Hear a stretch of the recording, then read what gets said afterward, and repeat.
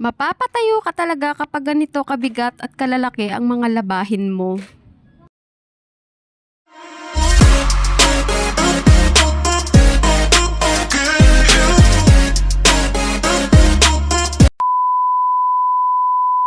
Abay, dahil araw nga ng Sabado ngayon, ibig sabihin ay araw din ng paglalaba. Pag sinisipag ako, matik yan, 2 beses ako naglalaba sa isang linggo. Para pagdating ng Sabado ay hindi tambak ang labahan ko, kapag sinipag lang naman ha.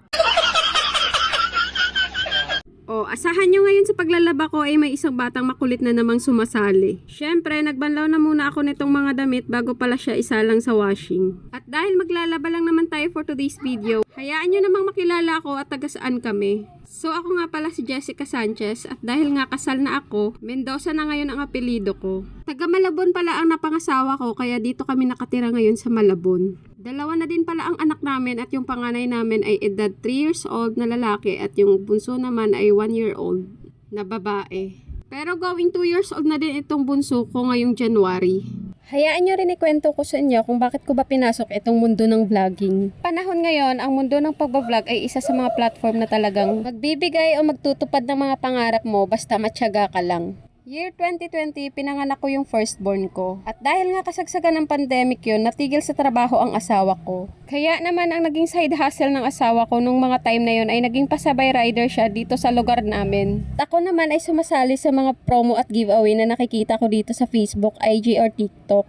Kaya kahit papano, doon ko rin nakuha yung mga gamit namin sa bahay. Year 2021, marami na akong mami vlogger na napapanood o yung mga content creator. Nasubaybayan ko talaga ang mga napapanood ko. Napanood ko talaga kung saan sila nagsisimula at kung ilang followers lang yung meron sila nung mga time na yun. At karamihan sa kanila ay 100 followers lang din nagsimula. Kaya tsinatsagaan ko to kasi dito ka talaga magsisimula. Then same year 2021, gumawa na ako ng Facebook page. Syempre, ako lang ang may alam nun at yung ibang Promonatic friends na kilala ko. Pangalan pa nga ng page ko noon ay Marcy Mars. Syempre, obvious naman, kinuha ko siya sa word na maare. Nagbabalak na talaga ako magsimula mag-vlog noon. Kaso, eto, nabuntis ako sa pangalawa ko. At dahil medyo maselan ako sa pagbubuntis at hindi ko kayang pagsabayin lahat, dahil nag-aalaga pa ako sa panganay ko noon na 1 taon at kalahati lang siya, kaya ayun, naudlot.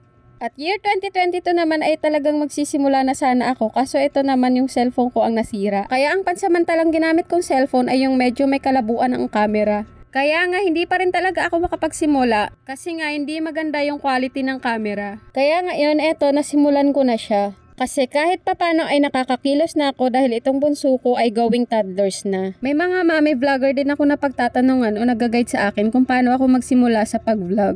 Basta, enjoyin ko lang daw ang pagbablog at lagi ko daw isipin ang content ko. At syempre, pwede daw akong tamarin pero bawal ko daw sukuan kapag nasimulan ko na. Kasi nga, sabi nila, hindi mo talaga makakamit ang tagumpay kapag sinukuan mo. Ang dami ko talagang napanood ng mga mami vlogger kung paano binago ng pagbablog ang buhay nila.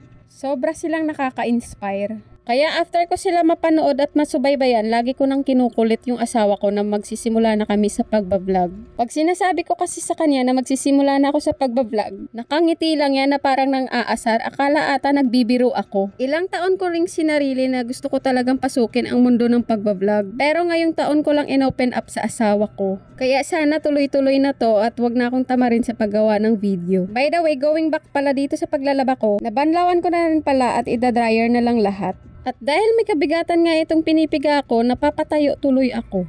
O siya, hanggang dito na lang muna. Thanks for watching. Babu!